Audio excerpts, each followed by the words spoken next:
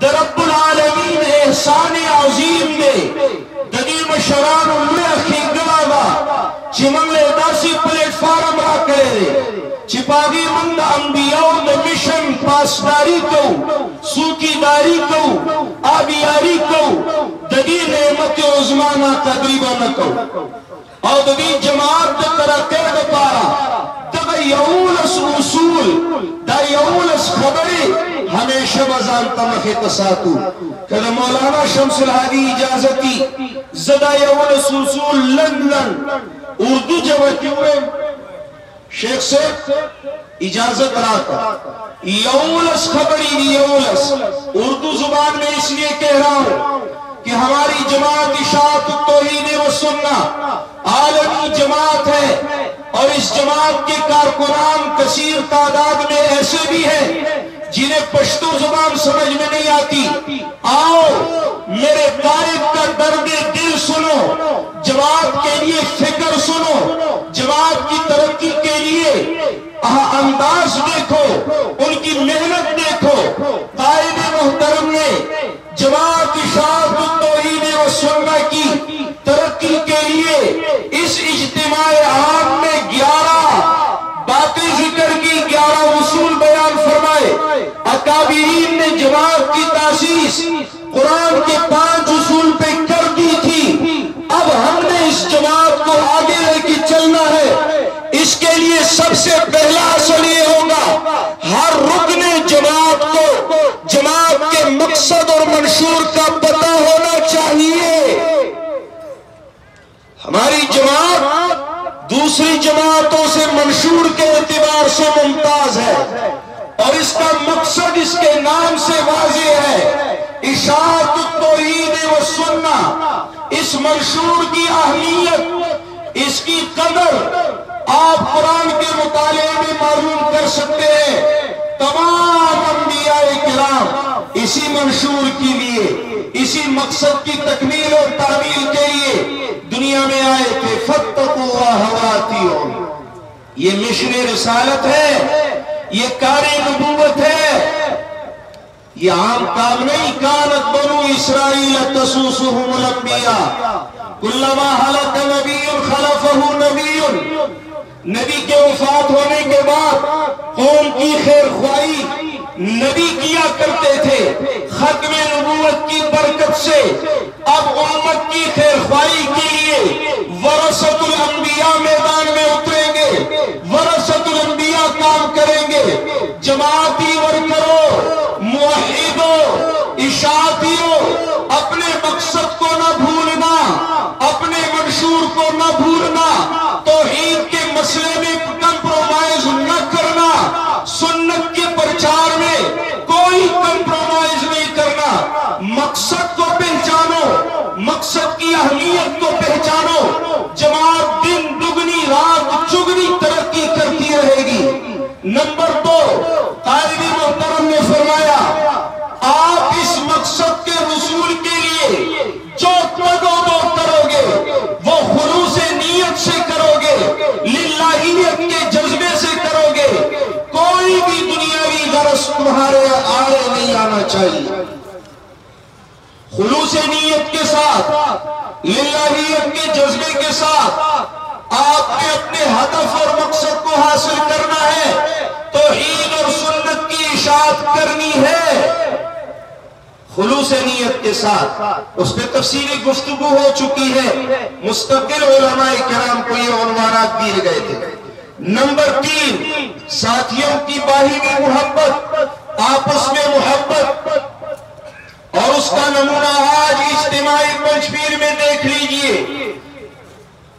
تکلیف کے باوجود, وسائل کی قلت کے باوجود ہر ساتھی دوسرے ساتھی سے ملاقات کو اپنی سعادت سمجھتا ہے.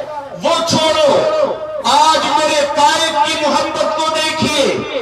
باوجود مصروفیت, باوجود نزاکت وقت مجھے بیان کا موقع دیا.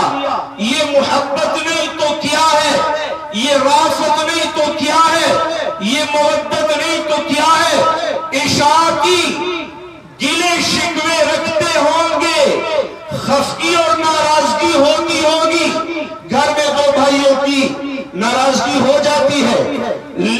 اس ناراضگی کو مشن کی راہ میں رکاوٹ بنانے والا، محبت کے دامن سے بچھڑنے والا اشاعتی نہیں ہے۔ اشاعتی وہ ہے جو دوسرے اشاعتی اور موحد سے محبت کا رشتہ رکھتا ہے۔ اور ان خفون من خوشحال بھئی نن خفلی سباب خوشحال ابھی کس تاسو کار نشتا تاسو بخبل میاس کی برابط ہو تو محبت رشتہ قائم ساتے۔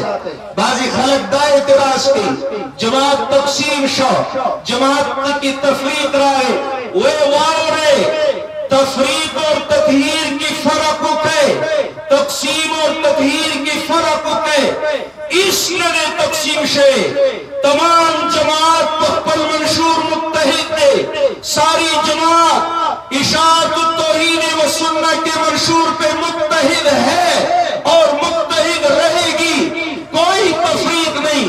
لیکن جو بدنیت جماعت میں پھوٹ ڈالنے کی کوشش کرے، اس کے لیے وقتاً فوقتاً تطہیر کا عمل ہوتا رہتا ہے۔ اسے تفریق اسے تقسیم کا نام نہ دیجئے، یہ تطہیر ہے، یہ تطہیر ہے۔ اس جماعت قدسیہ کا محافظ رب العالمین ہے، اور رب العالمین جماعت میں ناپاکوں کو نہیں چھوڑتا۔ یہ انبیاء کے مشن کی حامی جماعت ہے۔ آپ نے اس بات پہ اپنے دل و دماغ کو آمادہ کرنا ہوگا، باہمی محبت، الفت، رافت، مودت، رحمت کا جذبہ اور رشتہ ہمیشہ پالنا ہوگا۔ دوسرے ساتھی کو اپنے پہ فوقیت دینا، اسے ایثار کہتے ہیں۔ ایثار کی صفت جماعتی کارکنوں میں جماعت کی ترقی کا چوتھا راز ہے، چوتھا راز ہے۔ دوسرے ساتھی کو فوقیت دینا، میں تقریر نہیں کرتا، میرا یہ ساتھی تقریر کرے گا، مجھے وہ تک نہ دیجئے، ان کو نہیں دیجئے، میں آگے نہیں چلتا، ساتھی آگے چلے گا۔ یُؤْثِرُونَ عَلَىٰ أَنفُسِهِمْ وَلَوْ كَانَ بِهِمْ خَصَاصَةٌ، صحابہ کرام کی یہ صفت تھی۔ پانچواں ستر العیوب، یہ انبیاء کی جماعت نہیں ہے، انبیاء کے ورثاء کی جماعت ہے۔ بے عیب تو انبیاء ہوا کرتے ہیں، انبیاء کے ورثاء میں عیوب ہوں گے، لیکن ساتھیوں کے عیوب پہ پردہ پوشی کرنا ہر کارکن کی ذمہ داری ہے۔ ہاں وہ عیوب جو جماعتی منشور میں رکاوٹ بنے، پھر سمجھانے کی کوشش کرنا، سمجھے تو فَبِهَا وَنَعِمْ، اور نہ سمجھے تو پھر دوسرے راستے اکابرین جماعت کو معلوم ہوتے ہیں۔ ستر عیوب، یہ پانچویں صفت اپنا لو۔ چھٹی صفت تبیین اور تحقیق، فیصلہ کرنے سے بعد، فیصلہ کرنے سے پہلے، ان جاءکم فاسق بنبأ فتبینوا، سنی سنائی بات پہ آپ نے فیصلے نہیں کرنے، فلاں نے یہ کہا، فلاں نے وہ کہا، کچھ نہیں کہا ہوتا، لیکن جماعت کو تس نس کرنے کے لیے اغیار کی سازش ہوتی ہے۔ آپ نے ہر فیصلے سے پہلے تبیین اور تحقیق کا دامن پکڑنا ہے۔ ساتویں بات، عفو اور درگزر، کسی ساتھی کی طرف سے کوئی ناخوشگوار بات سامنے آ بھی جائے تو لا الہ الا اللہ محمد الرسول اللہ کے رشتے کی خاطر معاف کر دیا کرو۔ ہم چھوٹی چھوٹی باتیں معاف نہیں کر سکتے، لیکن جب اللہ کے سامنے ہاتھ اٹھاتے ہیں، یا اللہ ما تو ٹول گناہونا معاف، ٹول راتا معاف، اور وڑو کوئی خبر اپنے نور تنش معاف کو، عفو و درگزر۔ آٹھویں بات تواضع اور انکساری، یہ بات بھی یاد رکھے۔ سیرت کا مطالعہ کیجئے، دو قسم کے الفاظ کہیں بھی سیرت کی کسی کتاب میں نہیں ملتے، ایک تکبر، دوسرا بزدلی، ایک تکبر اور دوسرا بزدلی، ایک تکبر اور دوسرا بزدلی، یہ دو الفاظ کسی کتاب میں نہیں مل رہے۔ کسی موقع پہ نہیں مل رہے، ہمیشہ عاجزی، ہمیشہ انکساری، ہمیشہ بہادری اور دلیری اللہ کے نبی کی صفت اور نبی کے تابعداروں کی صفت رہی ہے۔ نویں بات، جماعتی امور میں مشورہ، امرہم شورا بینہم۔ 10ویں بات، قول و فعل کی یکجائی۔ یہ منافقوں کی جماعت نہیں، موحد و مومنوں کی جماعت ہے۔ ایسا نہ ہو سرے منبر و خوابوں کے محل تعمیر کرتے ہیں، علاج غم نہیں کرتے فقط تقریر کرتے ہیں۔ ایسا نہیں ہونا چاہیے، قول و فعل میں تضاد نفاق ہے۔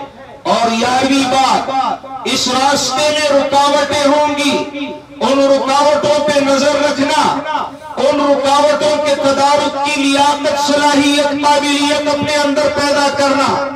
میرے ایک دوسرے شیخ ابھی بھی سٹیج پہ تشریف فرما ہے، ان کی تقریر کا خلاصہ بھی یہی تھا، عصر حاضر میں ہمیں فتنوں کو پہچاننا ہے۔ ہمارے اکابرین مشائخ ارشاد کا کردار یہ تھا، زمانے کے فتنوں پہ ان کی نظر تھی، ان فتنوں کے اسباب پہ ان کی نظر تھی، اور ان فتنوں کے علاج کی ان کو خبر تھی۔ 3 باتیں خاور کہ شیخ صاحب نے فرمایا تھا اپنے بیان میں، آپ نے فتنوں کو جانچنا ہے، دیکھنا ہے، پرکھنا ہے، تعقب کرنا ہے۔ اس کے اسباب کیا ہے؟ یہ فتنہ کیوں اٹھا؟ اس فتنے کے اسباب ختم ہونے چاہیے۔ ایک تقریر میں میرے قائد نے کہا تھا، ہسپتال میں ڈاکٹر وارڈ پہ راؤنڈ لگا رہا تھا، ایک مریض کے پاس آیا اور اس مریض سے پوچھا آپ کو کیا تکلیف ہے؟ اس نے کہا میرے بدن پہ، سارے بدن پہ کھجلی ہوتی ہے، پختو کیوئے اندی کو پختو کیوئے، طول بدن میں میگی میگی کی، یا نرسی تا آواز کو ویدہ میگو دا سوڑا والا بندہ،